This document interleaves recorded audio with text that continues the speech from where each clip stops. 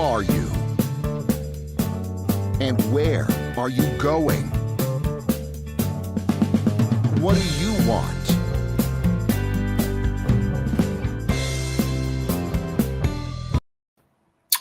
Hello and welcome to Business Lessons from the Military.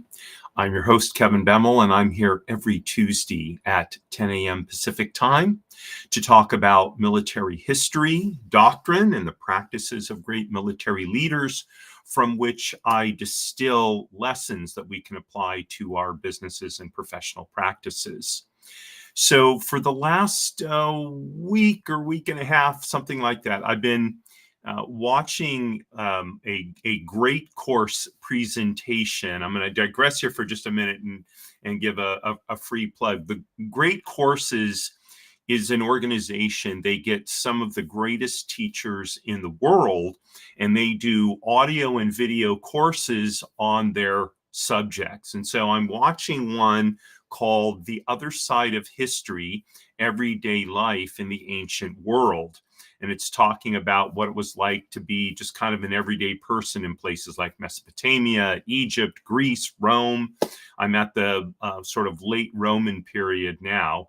And it's quite fascinating to see, to understand a little bit about how people 2,000 plus years ago lived their lives as compared to contemporary times. So I've been on a bit of a sort of ancient history jag here, and today's episode kind of follows in that trend. In that, I'm going to be talking about this is a work of fiction. It's an epic poem by Homer, and I'm actually going to be talking about the first one, the Iliad. It's not uncommon to have volumes that have both the Iliad and the Odyssey in them.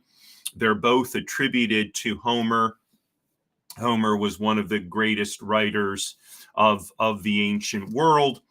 There is some doubt as to whether Homer actually wrote these. That's a whole nother thing.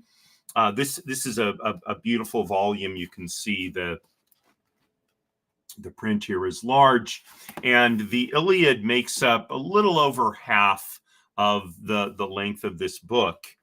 So I'm going to be talking about the Iliad, and the Iliad describes historical events, albeit in the form of epic poetry. And then I'm going to talk about some lessons we can learn from this truly great work of the Western canon. So for those of you who watch my show, Jiggers' Place, this is going to sound a little bit reminiscent, except for we're not going to have a cocktail because it's 10 in the morning here on the East Coast. It's only 1 a.m. I'm here on the West Coast. It's 10 a.m. on the East Coast. It's still only 1 p.m. It's a little bit early. As my father would say, the sun's maybe just, crossing over the yardarm in New York and environs.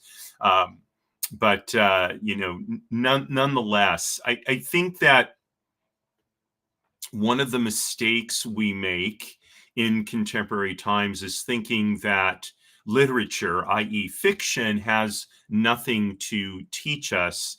And I disagree with that philosophy. Fiction has a tremendous amount to teach us. And historical fiction is one of those types where there is some historicity to what's going on, even as certain events are fictionalized in order to bring forth ideas that otherwise might be not within the range of discussion if we stick with a straight listing of historical events. So the Iliad was composed around the 8th century before the Common Era, and it narrates a brief but critical period in the Trojan War, which was a conflict between the Greek hero Achilles, the Greek commander Agamemnon, a little bit hard to say, and the Trojan commander Hector. and sort of the resulting consequences for both armies. And as I mentioned before, it is one of the foundational works in Western culture. It talks about the battle, of course, which is largely on what we are going to focus, but it also touches on sort of Greek religion, how the gods got in, or how the Greeks believe that the gods got involved with their lives. Of course, the Greeks were polytheistic as opposed to most of us these days who are monotheistic. So and by the way, as someone who went to USC and we're known as the Trojans, right? You can probably guess on which side I'm rooting. Fight on, right? Okay, so there you go, right? I'm going to be upfront with my bias. So the Iliad begins in the 10th year of the Trojan War. And it centers on Achilles, who was the greatest Greek warrior of that time. He was renowned for his absolutely unmatched combat ability, but also for having a very volatile temper. And part of the theme that drives the work is this mix of Achilles, where he's just this sort of this anger that grips him is a destructive force that seemingly gets away from him and is not channeled productively into the defeat of the Trojans. And it's sort of ignited by a clash with the Greek commander and king of Mycenae, Agamemnon, right? And who was very prideful and very authoritative. Okay, so now he was the commander and he was a king, but again, looking at sort of the tragic traits of Agamemnon, pride cometh before the fall, as they say, and one can see throughout military history situations where the pride of the commander basically led him into failure. While a certain amount of pride is certainly necessary because it drives a commander to succeed, and a certain amount of the wielding of authority drives the commander to succeed. When these two character traits take over an individual, they can lead to his destruction, to his downfall and the destruction of his army. So what we see is a plague devastates the Greeks after Agamemnon refuses to release, I believe it's pronounced Chryseis, his captive, who is the daughter of a priest of Apollo. Apollo is the god of plague and archery, who sends a punishment on Agamemnon for basically refusing to release his daughter. So in the end, Agamemnon agrees to return Chryseis, but only if he can seize Briseis, who is Achilles' war prize, a woman that he captured, who I think Achilles has quite for whom Achilles has quite an affinity, and he views it as an affront to his honor that Agamemnon agrees to release his Agamemnon's captive, but only by taking Achilles captive, right? So, well, this is and this fuels this dispute between the two of them. And when you think about it, a good commander would not force one of his warriors to sacrifice something. I mean, really, Agamemnon, in this case, basically coming up against the gods, he should have just released his captive and have been done with it, right? But he doesn't do that. Instead, he creates this affront to Achilles' honor. So Achilles, enraged by what he's forced to do, he withdraws and he appeals to his mother, Festus. She's a sea goddess who is fiercely protective of him. And she asks Zeus, who is the king of the gods, basically to turn the tide against the Greeks. So, hey, that, chalk up one for the Trojans. But notice that this turning of the war against the Greeks is caused by an internal conflict to the Greeks themselves. It's a conflict between Agamemnon, the commander, and Achilles, his greatest warrior. So the Trojans, in effect, have done nothing, and yet Zeus turns the tide of the battle against them. So in the meantime, while Achilles is absent, dealing with his mother, the Trojans advance under Hector, Troy's greatest warrior and prince. He's famed for his courage and his duty to family and city.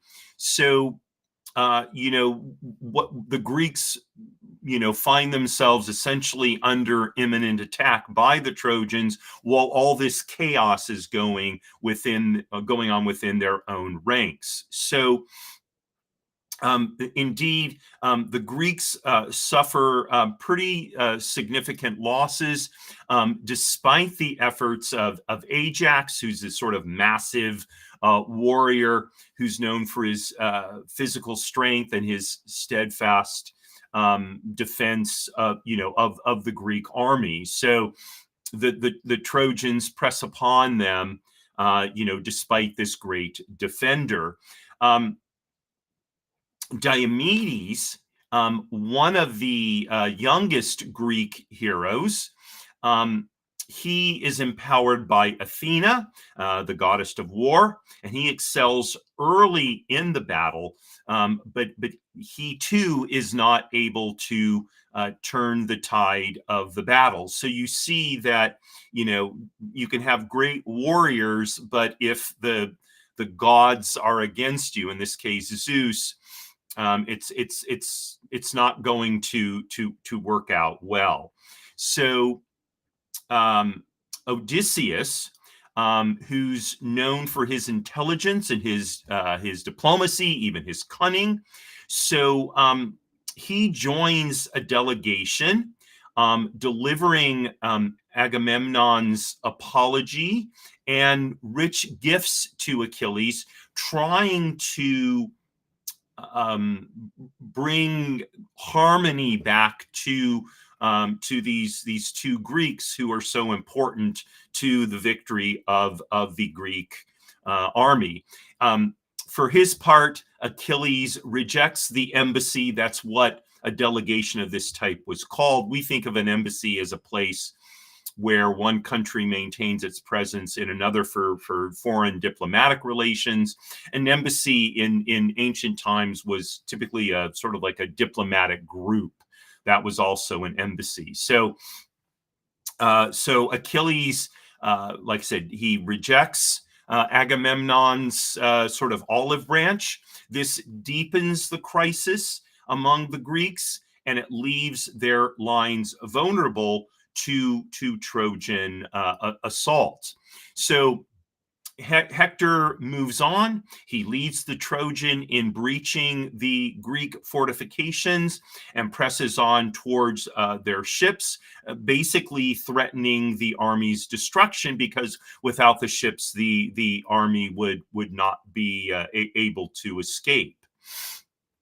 So Patroclus, Achilles' closest companion and basically his emotional anchor, so he persuades Patroclus persuades Achilles to let him enter the battle wearing Achilles' armor to help the Greeks. So in the event, Patroclus is able to push back the Trojans, and he kills Sarpedon, an important Trojan ally and the son of Zeus, whose death then increases the gods' involvement in this war. Now, remember that Zeus was already on behalf of Achilles' mother, basically causing the Greeks to not necessarily lose, but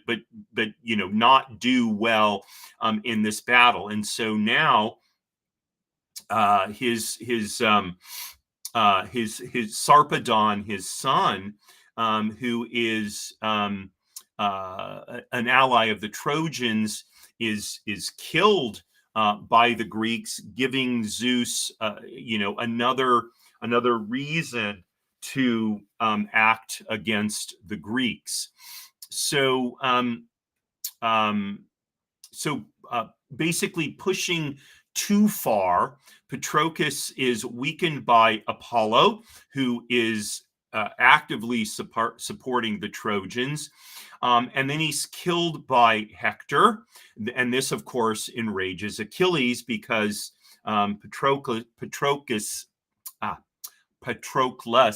is a close friend and ally and emotional support for Achilles. So you can see how all these things are swirling around. Notice, by the way, that the two most important factors are the personal feelings, if you will, about the various individuals, and what we today would call fate, what of course the Greeks would call the intervention of the gods, right? Only one of those is within the individual's control, that is their own behavior. The fates, or what the gods are doing, are not really in their control. However, how they behave has an impact on how the gods decide to intervene. And I think there's an interesting lesson there for us that I'll talk about when I talk about the lessons that come out of this epic battle. So Achilles, who is shattered by Patroclus's death, he reconciles with Agamemnon, and he vows vengeance on the Trojans, reasserting his central place, his central role in the war. So Festus, another warrior, he obtains new armor from Achilles. From Hephaestus, the god of metalwork, who crafts weapons and armor with kind of a divine power. Remember that Patroclus had borrowed Achilles' armor and had thereby lost it.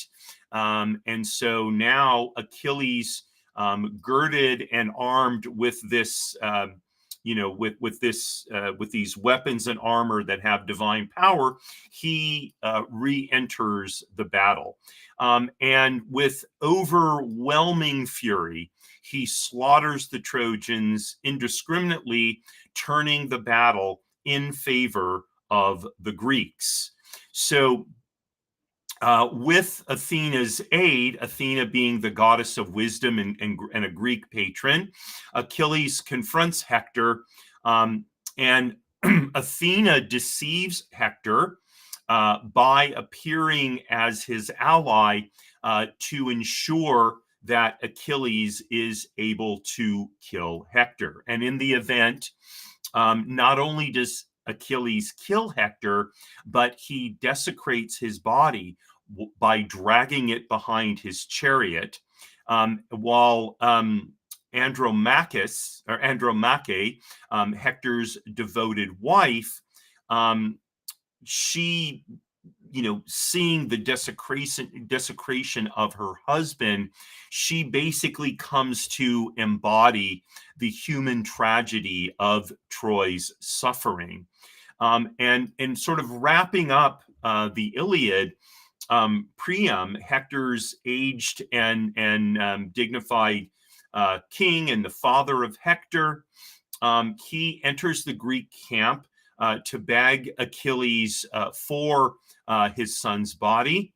And now, moved by Priam's grief, Hector does return Hector's body to his father, and this produces kind of a moment of shared humanity as this epic poem, the Iliad, ends. So you can see that there's a tremendous amount of drama, and it's, I think, the Iliad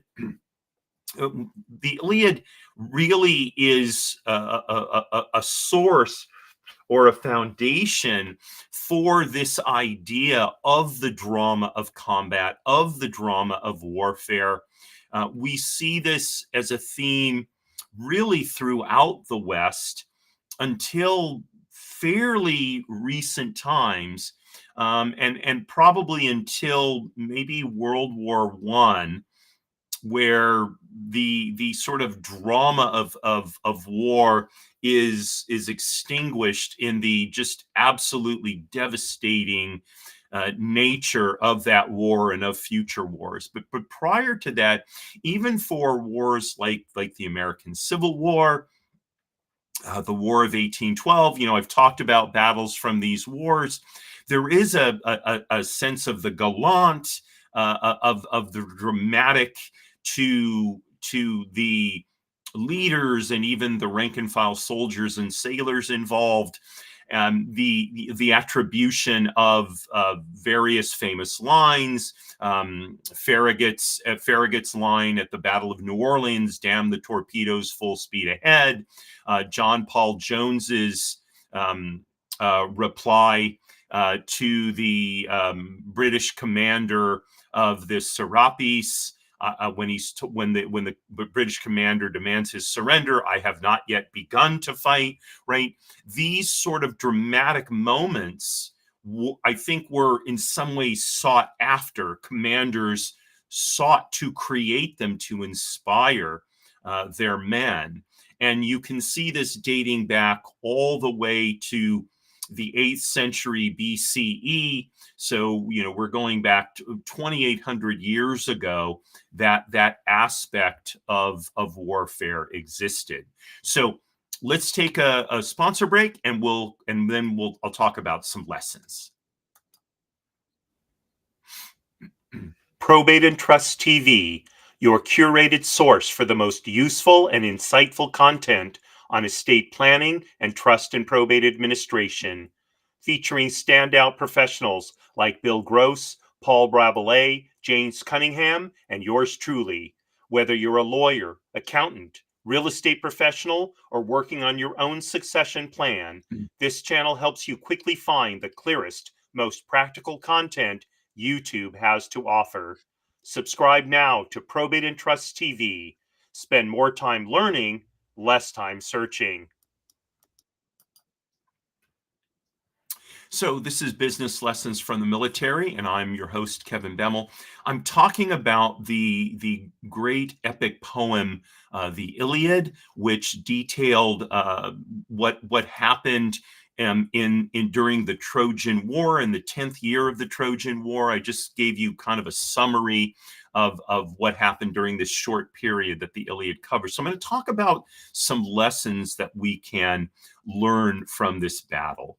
So number one, and we see this right from the beginning of the Iliad, the conflict between Agamemnon, the Greek commander in chief, basically, and Achilles, his greatest warrior, um, really puts the Greek army in a very bad position, a position where they could have lost the war, right? So to have that kind of internal conflict going on is just a tremendously negative force, certainly when you're fighting a war. But the same thing is true of the business world. So when there are conflicts going on, especially between leaders in a business, even if one of the people is not necessarily um, or doesn't carry a title of leadership, okay? But to see conflict going on between two people who other people who work for the organization perceive as having leadership roles is demoralizing, to say the least. Okay. It also can cause a situation where other people in the organization start choosing sides.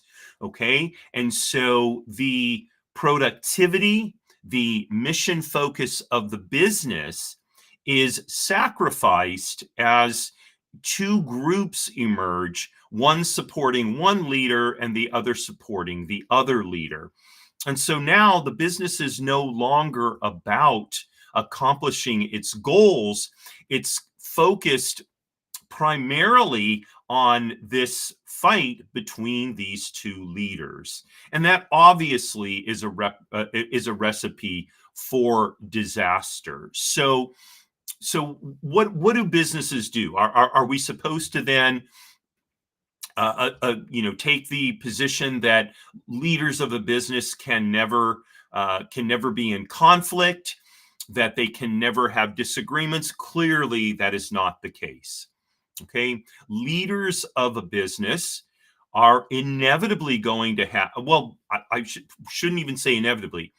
Leaders of a business should have different perspectives. They should have disagreements.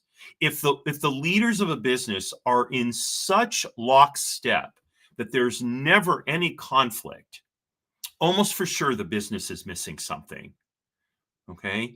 So we want leaders who have different perspectives and who will advocate for their perspectives. Okay. That's fine. In fact, that's not only fine, that's beneficial to the business. But for leaders to get into open conflict, especially open conflict of a personal nature, this is completely counterproductive. It is corrosive to the running of the business, to even the survival of the business.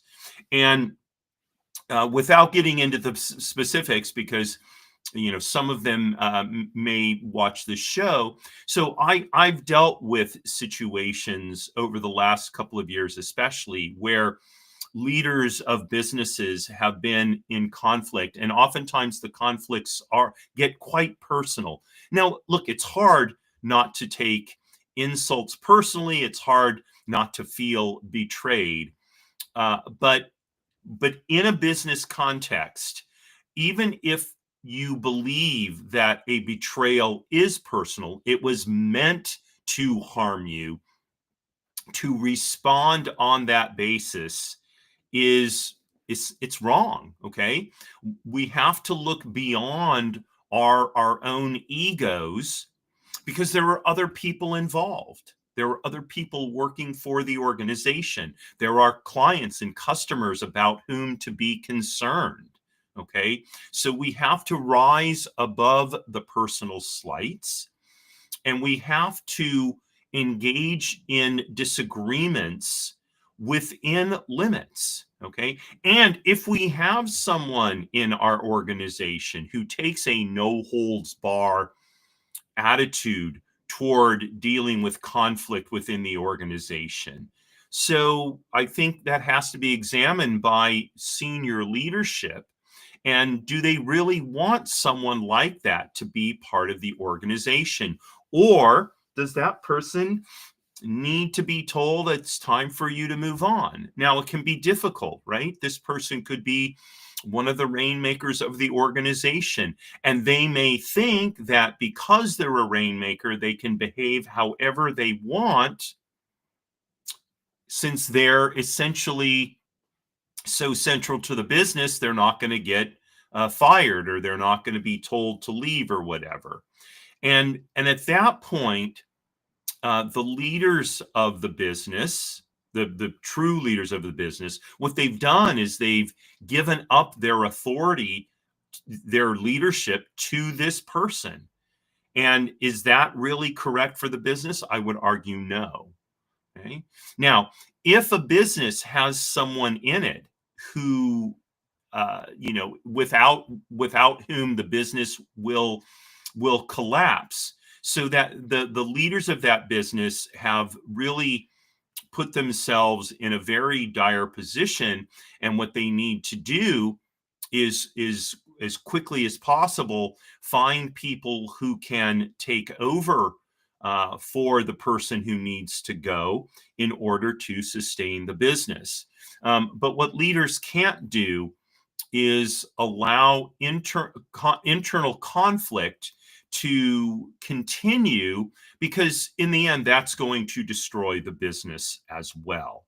Okay, so leadership conflict, it undermines mission readiness. It undermines the ability of an organization to achieve its goals. And we saw that the Greeks came very close to losing the war because of the conflict between Agamemnon and Achilles. And the same thing is true of a business today. So that's number one.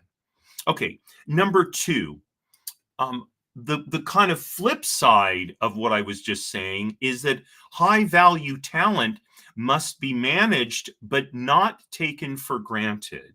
So if you have a rainmaker in your company, someone who is very important to the business, that person needs to be carefully managed. They can't be allowed to let their ego run away from them. They can't be allowed to essentially take over the business for their sole benefit. At the same time, they should not be taken for granted, which is, we see this when Agamemnon, uh, um, when he decides that he's going to give back his war captive and take away Achilles's war captive. Not the way to do it. So to insist that a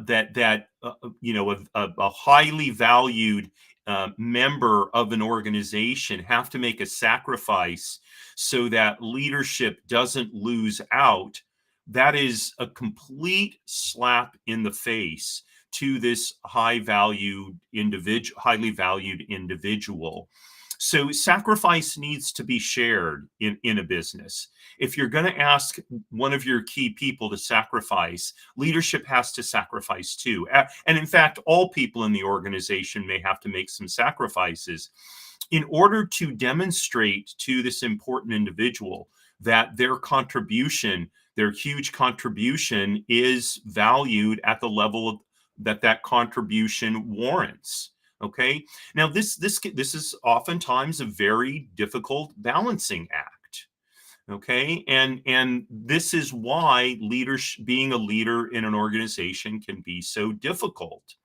Now, by the way, if you have a highly valued person, that person may decide that they're not being treated well and that they're going to leave. And now what is the organization going to do now? And by the way, I've done that myself. So I was involved in being nominated as the administrator for an estate where their two sets of heirs had sort of devolved into warring camps.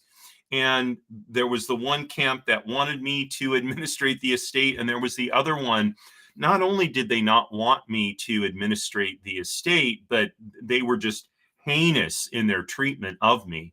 And finally, I just said, you know what? I'm going to withdraw. I don't need this. I know what my abilities are. I know what I bring to the table in terms of my skills, and I don't need to take abuse, right? Um, and it was at that point where I was willing to withdraw that, in essence, the warring factions sort of backed off and said, no, we don't want to have to start all over again. You know, we know you. On the one hand, we know and like you. On the other hand, you're sort of the devil we know. We're going to back off and let this continue. Right now, I didn't mean that as a power play, by the way. I was sincere in my desire to withdraw. Hey, now, I work to remain open to reevaluation, and since the circumstances changed, I decided to change my decision. Okay, but that won't always be the case with a high value person. Once their ego is peaked, they may refuse to change their mind. And so, now what do? Right? So it's a balancing act in dealing with high value individuals in a business. I would say that one of the things leadership needs to be very attentive to is that, going back to the first point, that they don't get themselves in a situation where they have one high value individual who really, pardon me, is the business. Okay. So, they have to be, if we're talking about, salespeople, you can't have one salesperson who's responsible for bringing in all the business. Okay. If you find yourself in that situation, you quickly need to find people who can help diversify your sources of business. Okay. So that doesn't mean you're taking a highly valued person for granted. It means you're protecting the viability of the business. Okay. So that's number two. High valued people must be managed, but not taken for granted. Let's see, number three. So, so this is a good one. I don't think we've really, I don't think this issue has come up, or this idea has come up in previous episodes. So, operational momentum often depends on rapid conflict resolution, right?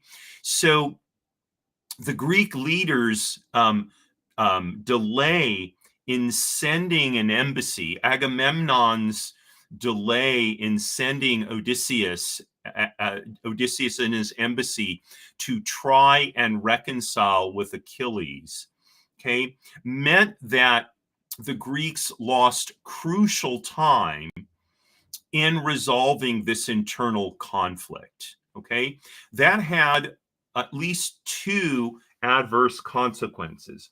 One is, the longer a conflict continues, the harder it is typically to resolve. And so, as the egos of each individual get more and more engaged in the conflict itself, it becomes harder for them to resolve the conflict. And so when Odysseus shows up, and tries to talk with Achilles, he rejects them. He refuses essentially to meet with the embassy, and so the conflict continues. So that's one problem. And the second problem is, and this I mentioned before, the longer a conflict rages, the more likely that people within the organization will choose sides, okay, which further inflames the conflict, but also degrades the ability of the organization to pursue its mission, to pursue its goals. Okay. So, in order to maintain operational momentum, okay, conflict needs to be resolved quickly, efficiently. Okay. Now, hopefully, conflict among leadership, especially senior leadership, does not sort of break out into the open and become well known among the other members of the organization. So especially deep conflict needs to be kept behind closed doors until it's resolved. Okay, that the disagreement is a different matter. If two leaders are disagreeing, and then it's perfectly fine to go out to other people in the organization to get their thoughts on the differences of opinions, and use that information to resolve the difference of opinions. Okay, that's a good thing, because now other people in the organization can feel more invested in whatever solution is eventually adopted.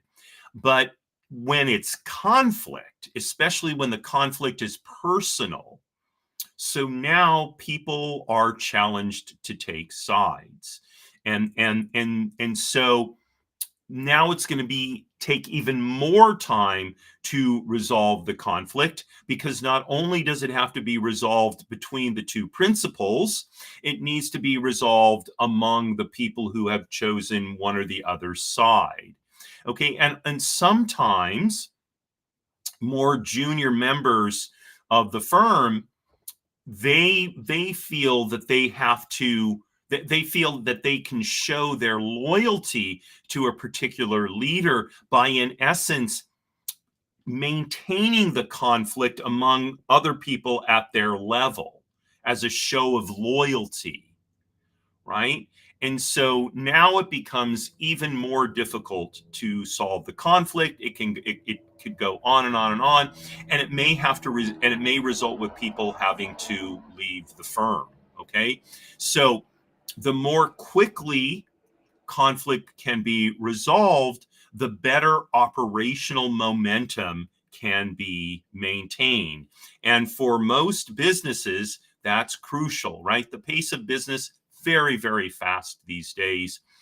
To lose, it can be difficult to get momentum. Once you have that momentum, you don't want to lose it. You want to keep it going. Okay, let's see. I want one or two more. Okay, so I want to talk about two more. So, negotiation and reconciliation are strategic tools. So, Priam's successful retrieval of his son Hector's body shows that even adversarial parties can achieve objectives through disciplined negotiation. Okay, and this is a primary lesson, not only for resolving conflict for the good of an organization, but also for resolving disputes between a company and its clients and customers, and for maintaining long-term operational stability of the organization, of the company. Now, that can be difficult sometimes. So I dealt with a situation last year where this is one of the estates that I administrate, and one of the assets in the estate was a company. And there were several clients of that company who were enraged. At least this is what it seemed like at the beginning. They were enraged by the fact that because the owner of the company had died, all of their money, it was a property management company, their money was tied up because there was no one who had the authority to transact in the bank accounts. Okay. Now, on some level, I could understand that. It's frustrating to have your money tied up.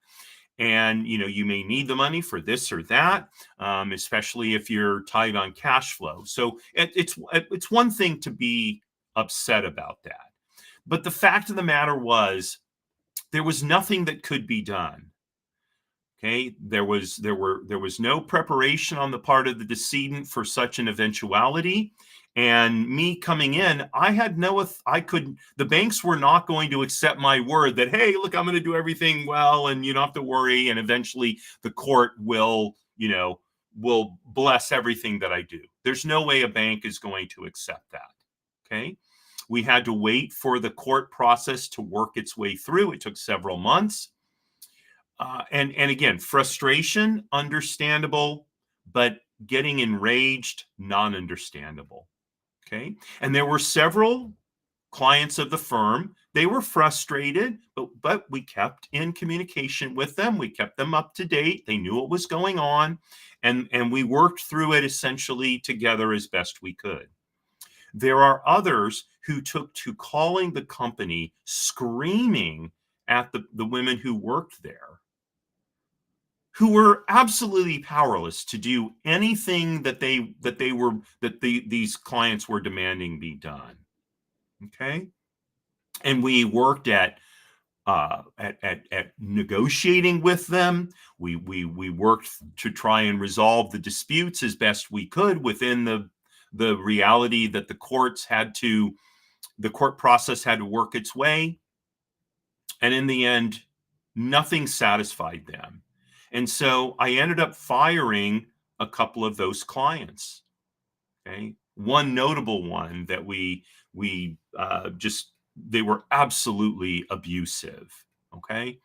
So I think the lesson from Priam and Achilles' interaction, that that Hector's father, the fierce Trojan warrior, and Achilles, the fierce Greek warrior, that these two men could find common ground, at least after Achilles' rage was spent. We would like to think that can always happen, but it won't. It sometimes there is no resolution, where there is no reconciliation, I should say. And so resolution does mean a parting of the ways in business. That is a difference, right, between business and warfare.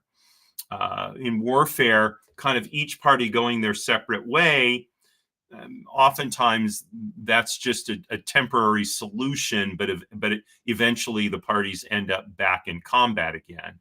But in business, we can part ways. And sometimes that is the correct decision. Sometimes the best thing that a business can do is fire a client. Okay. And so while we would like to think that the lesson we should take from the ending of the Iliad is that reconciliation is always achievable, I think the real lesson is that negotiation and reconciliation are tools that hopefully will lead to reconciliation. But if they don't, then a parting of the ways is appropriate. That's the next lesson. So that's lesson number 4. I'm going to do one more. And I mentioned this when I was talking about the storyline of the Iliad. The idea that the Greek the Greek gods represented what we might today call fate. Okay, so I believe it was Zig Ziglar who used to talk about tempting the fates. In this case, I think he means God, to sort of be on our side. And this is sort of the intangible of being, well, it's the intangible, of course, of being in a war, right? Both sides want to believe that God is on their side. Okay. Bringing this into a business context, though, how we run our business, okay, we can sort of it can bring the sort of emotional, spiritual nature of human endeavor on our side, or it can repulse that. Okay, and it's I think that there's a spirit to human endeavor. Okay, because human beings are at our most fundamental nature spiritual beings. Okay, and there's lots of ways that this manifests itself. I'm not going to get into those details. That's a Jiggers's Place conversation. Maybe I'll put that on the schedule for a future show. But if we deny the emotional and spiritual component of human existence when we're operating in the business world, I think we put ourselves at a competitive disadvantage. Okay, just like the Greeks by their infighting and their the killing of Zeus's. I'm sorry, I believe it was Apollo's son. This puts the fates at odds. This put the fates at odds with Greece. Okay, we can do the same thing, not with the gods, of course. But we can align ourselves with the highest principles of human conduct within our businesses. Okay, we can insist, for example, that all people connected to the business, those who work for the business, our clients, our customers, that everybody be treated with decency.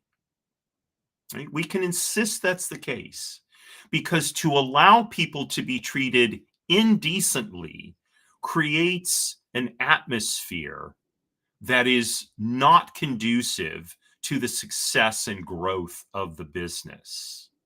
Okay. In essence, we tempt the fates, or we tempt the gods, right, to operate against our business when we operate our business in an indecent way. Okay. And this is it, again, I don't think I've really addressed this before in any of the episodes of Business Lessons from the Military. But we're heading into, we're in the last 2 months of the calendar year. Thanksgiving is next month. We're heading into the Christmas season. And as we do so, we go to parties, we have more social events. I think this is a good time of year to think about this aspect of running a business, of running a professional practice. How how do we bring our values into play in running a business, in dealing with our colleagues, in working with our clients and customers, our suppliers, okay, the public in general? Okay. Do we take an attitude, caveat emptor, caveat vendor, right? Let the buyer beware, let the seller beware. Okay. Do we take an attitude of we have no other obligation than to maximize the profit of our business at all costs, even if it means the degradation of the quality of life of our colleagues, even though it comes at a big cost to our communities? I think not. Okay? And those of you who know me, I'm not a socialist or anything like that. But what I'm suggesting here is that we need to bring our values to our businesses. Okay. And in doing so, we'll tempt the fates, we'll tempt God to look on us generously, to look on us mercifully if we're going through a hard time in our business. And in so doing, we'll create the atmosphere, in an atmosphere in which we can be more successful. And so perhaps that's the most profound lesson we can learn from Homer's Iliad, and a good lesson, I hope it is, for this time of year. So I thank you very much for joining me today. If you have any questions, comments, thoughts, all the links to social media will be in the show notes after this episode posts on YouTube. I invite them. My email address will be there as well. Feel free to, if you want to send me kind of a more personal comment or question or criticism that you don't want to post publicly, happy to read that as well. I haven't mentioned this for a while. If you're not a subscriber to the Way to Wow shows, I hope you'll consider subscribing. Just go to the YouTube channel and you'll see there's a subscribe button right there on top. Or if you're a subscriber and you know someone, a family member, a friend, a colleague that you think might enjoy the shows, might benefit from watching or listening to them, again, I would really appreciate having the opportunity to gain them as a viewer and subscriber. So tomorrow at 10 a.m. is my show, People Making Money. And then on Thursday at 5 p.m., these are all Pacific time, of course, is my show, Jiggers' Place, where we'll have a cocktail and a schmooze as we head to the end of the week. So I thank you very much for joining me, especially my live viewers, and wish you a wonderful rest of the day. And signing off as I always do, Marie, darling, you are my belle. Courage at all times, my friends.